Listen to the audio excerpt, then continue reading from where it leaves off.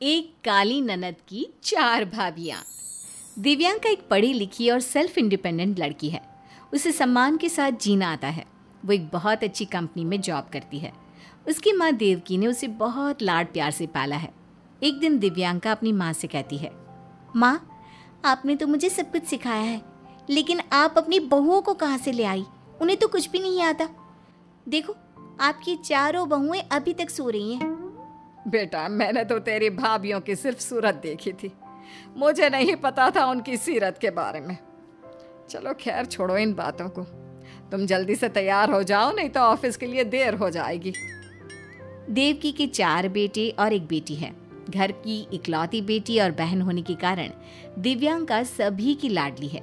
उसके चारों भाइयों की शादी हो चुकी है, जिनमें सबसे बड़ी भाभी का नाम है प्रतिमा, दूसरी भाभी है अंजलि, तीसरी है सृष्टि और चौथी नेहा। दिव्यांका की चारों भाभियां उसे बिल्कुल पसंद नहीं करती, क्योंकि वो काली है। लेकिन दिव्यांका अपनी भाभियों की हर छोटी से छोटी चीज का ख्याल रखती है। एक दिन दिव्यांका ऑफिस के लिए तैयार होकर आई। अरे दिव्यांका, तुमने ये क्या पहन रखा है? एक तो वैसे भी तुम्हारा रंग काला है, ऊपर से तुमने काले रंग का कुर्ता पहन लिया। चलो कपड़े बदल लो। हाँ दिव्यांका, नेहा ठीक कह रही है। ये तुम्हारे ऊपर बिल्कुल अच्छा नहीं लग रहा। ये कुर्ता मुझे दे दो, मैं पहनूंगी इसे। चुप रहो तुम दोनों, अपना मुंह बंद कर दो। बेटी दिव्यांका, तुम्हारे ऊपर ये कुर्ता बहुत अच्छा लग रहा है, तुम यही पहन कर जाओ।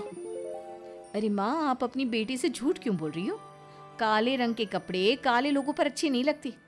तुम थोड़ा लाइट कलर पहना करो ना। दिव्यांका, तुम ऑफिस कुछ भी पहन कर जाओ या मत जाओ, लेकिन तुम मेरे अकाउंट में ना ये कुछ रुपए जमा कर देना। भाभी, मुझे देर हो रही है, आप खुद ही चली जाना बैंक। अरे, मुझे ये बैंक का काम करना आता तो क्या मैं तुझसे कहती? दिव्यांका ऑफिस के लिए निकल जाती है और रास्ते में अपनी भाभी के ताने उसके दिमाग में गूंजते हैं। एक दिन दिव्यांका का बर्थडे होता है तो देवकी उसके लिए एक बहुत बड़ी पार्टी रखती है, जिसमें दिव्यांका के ऑफिस और कॉलेज के भी दोस्त आते हैं। अरे दिव्यांका, मेरा मेकअप तो कर दे, मुझे मेकअप करना नहीं आता, पार्टी शुरू होने वाली है। रुको भाभी, अभी कर देती हूँ। अरे दिव्यांका, समोसे बनाने हैं, जल्दी आकर तेल में तल देना, मैं बनाती हूँ तो फट जाते हैं। हाँ भाभी, अभी आती हूँ। दिव्यांका, ये तुम ऑनलाइन सामान कैसे ऑर्डर करती हो? पार्टी का कुछ सामान मंगवाना है। चारों भाभियाँ दिव्यांका को आवाज़ लगाती रहती है। ये सब नज़ारा देवकी भी देख रही थी। तुम चारों की जुबान तो बहुत तेज चलती है और काम तुमसे होता नहीं। क्यों बार बार मेरी बेटी को आवाज़ लगा रही हो? अरे उसका जन्मदिन है, उसे भी तो तैयार होने दो। माँ जी, आप तो फिजुल में ही दिव्यांका की चिंता कर रही हो। वो तैयार होकर भी कौन सी परी लगेगी, रहेगी तो काली ही ना। तो उसके रंग रूप की चिंता मत कर, अपनी चिंता कर।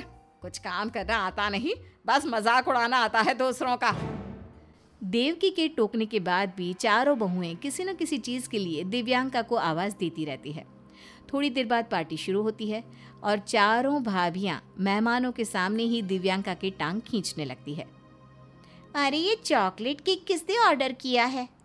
दिव्यांका ने ही किया है, और कौन करेगा उसके अलावा। दिव्यांका, तू भी कमाल करती है। तू खुद तो काली है, कम से कम केक तो सफ़ेद ले लेती।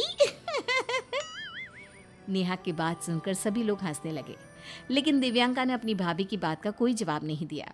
अब थोड़ी देर बाद दिव्यांका की सहेली उससे कहती है, दिव्यांका, आज तेरा बर्थडे है और तूने मेकअप भी नहीं किया, हल्का सा तो मेकअप कर लेती, अच्छी लगेगी। इस बात पर दिव्यांका कुछ बोलती इससे पहले ही अंजलि बोल पड़ी। ये क्या करेगी मेकअप करके? कितना भी कुछ भी कर ले, गोरी तो होगी नहीं, काली है तो काली ही रहेगी। इसके चेहरे पर तो मेकअप ही नहीं दिखता। अंजलि की बात सुनकर दिव्यांका को बहुत दुख हुआ। इसी तरह जब तक पार्टी चलती रही, दिव्यांका की चारों भाभी उसके रंग को लेकर उसका मजाक उड़ाती रही। पार्टी खत्म होने के बाद सब लोग सोने चले गए, लेकिन दिव्यांका सो ही नहीं पा रही थी। आखिरकार उसने फैसला लिया कि वो ये घर छोड़कर चली जाएगी। वो अपना सामान लिए घर से निकल रही थी कि उसकी माँ ने उसे रोकते हुए कहा, रुको दिव्यांका, इतनी रात को अपना सामान लेकर कहाँ जा रही हो? माँ, मैं अब इस घर में नहीं रह सकती। चारों भाभियों ने मेरे दोस्तों के सामने मेरा बहुत मजाक उड़ाया है। मुझसे ये बात बर्दाश्त नहीं हो रही। बेटा तुझे आज इतना बुरा क्यों लग रहा है? वो तो हमेशा तेरे रंग को लेकर कुछ न कुछ बोलती रहती हैं। माँ मुझे इसलिए बुरा लग रहा है क्योंकि आज तक वो अकेले में ही सब कुछ कहती थी, लेकिन अब सबके सामने मेरा उन्होंने तमाशा बना दिया। आपने देखा मेरे दोस्त किस तरह से मुझे देख रहे थे। तो तू मुझे ये बता, तेरे घर छोड़ने से तेरे भाभियों की सोच बदल जाएगी क्या? अरे उनकी सोच कभी नहीं बदलेगी, बल्कि तुझे तो यहीं रहकर अपनी भाभियों को सबक सिखाना चाहिए। तेरी भाभियां भले ही तुझसे सुंदर है, लेकिन प्रतिभा तेरे अंदर ज्यादा है। बस इसी बात का एहसास अपनी भाभियों को करा। अपनी माँ की बात दिव्यांको को समझ में आ गई और उसने अपनी भाभियों को सबक सिखाने की ठान ली। अब अगली सुबह दिव्यांका ऑफिस जाने लगी। तभी प्रतिभा बोलती है, दिव्यांका तुम ना ऑफिस जाते हुए मेरे अकाउंट से कुछ रुपए निकाल लेना, मुझे ज़रूरत है। प्रतिभा की बात सुनकर दिव्यांका ने फौरन जवाब दिया, भाभी आप ही निकाल लेना रुपये। देखिए ना मैं कितनी काली हूँ, आपके नोट काले हो गए तो। और हाँ, बैंक के अंदर ना काले लोगों को जाने नहीं देते। वो क्या है ना, बैंक वालों की सोच आपकी तरह है। अब मुझे देर हो रही है, मैं जा रही हूँ, बाय भाभी। प्रतिभा दिव्यांका की बात सुनकर हैरान रह गई। अगले दिन सृष्टि ने दिव्यांका से कहा, दिव्यांका तुम खाना बहुत अच्छा बनाती हो, आज मेरे मायके वाले आ रहे हैं तो तुम मेरे साथ खाना बनवाओ ना। और हाँ, समोसे तुम ही बनाना, मुझे बनाने नहीं आते। अरे भाभी खाना बनाना कहाँ मुश्किल है, और देखिए ना मेरा रंग कितना काला है। मेरा रंग देखकर समोसों ने कढ़ाई में तलने से मना कर दिया तो। वैसे भी आपके मायके वाले आप ही की तरह होंगे ना, मेरा रंग इतना काला है। आपके मायके वालों ने मेरा हाथ का बना खाना खाने से मना कर दिया तो। भाभी अच्छा यही होगा कि आप खाना खुद ही बना लो। सृष्टि भी दिव्यांका को देखती रह गई। अगले दिन नेहा को कहीं घूमने जाना था तो वो दिव्यांका से कहने लगी, दिव्यांका मुझे तुम्हारे भैया के साथ जाना है, तुम मेरा मेकअप कर दो ना, तुमसे अच्छा मेकअप कोई नहीं कर सकता।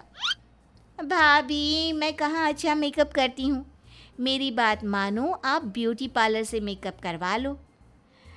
अब आप ही तो हर समय मेरे काले रंग का ताना मारती हो। मैंने आपका मेकअप किया और मेरा काला रंग आपके चेहरे पर लग गया तो। आप तो किसी को भी मुंह दिखाने के काबिल नहीं रहोगी ना। नेहा को भी दिव्यांका की बात बहुत अजीब लगी। अब बारी थी अंजलि भाभी को सबक सिखाने की। एक दिन अंजलि ने दिव्यांका से कहा, दिव्यांका मैंने सारे कपड़े धो दिए हैं, तू इन्हें धूप में सुखा देना। भाभी कुछ भी बोलती हो आप, आपको पता है ना मैं कितनी काली हूँ, और सूरज काले लोगों को देखकर आसमान में छिप जाता है। सूरज की किरणें काले लोगों पर नहीं पड़ती, इसलिए आप खुद ही कपड़े सुखा लो। इस तरह दिव्यांका की चारों भाभी उससे कुछ भी कहती तो वो अपने काले रंग के बारे में कुछ ना कुछ बोल देती। अब उसकी भाभियों को घर के काम में, बाहर के काम में और रोज के छोटे छोटे कामों में बहुत परेशानी आने लगी। एक दिन देवकी ने घर में पूजा रखी तो सभी बहुएं पूजा की तैयारी करने में लग गई। दिव्यांका कहाँ जा रही हो? तुम भी हमारे साथ पूजा की तैयारी करवाओ ना, देखो कितना अच्छा लग रहा है। नहीं नहीं भाभी आप ही करो, वो क्या है ना मैं काली हूँ ना, अगर भगवान को मेरा काम करना अच्छा नहीं लगा तो। दिव्यांका तुम ऐसे क्यों बोल रही हो, भगवान तो भक्त का रंग नहीं मन देखता है। तो आप सब मेरा रंग क्यों देखती हो? मैं आप चारों से हर काम में आगे हूँ, लेकिन फिर भी आप मेरे रंग का मजाक उड़ाती रहती हो। दिव्यांका की बात सुनकर उसकी सारी भाभियां शर्मिंदा हो गई और उससे माफ़ी मांगने लगी। उस दिन के बाद दिव्यांका अपने भाई और माँ के साथ साथ अपनी भाभियों की भी लाडली हो गई।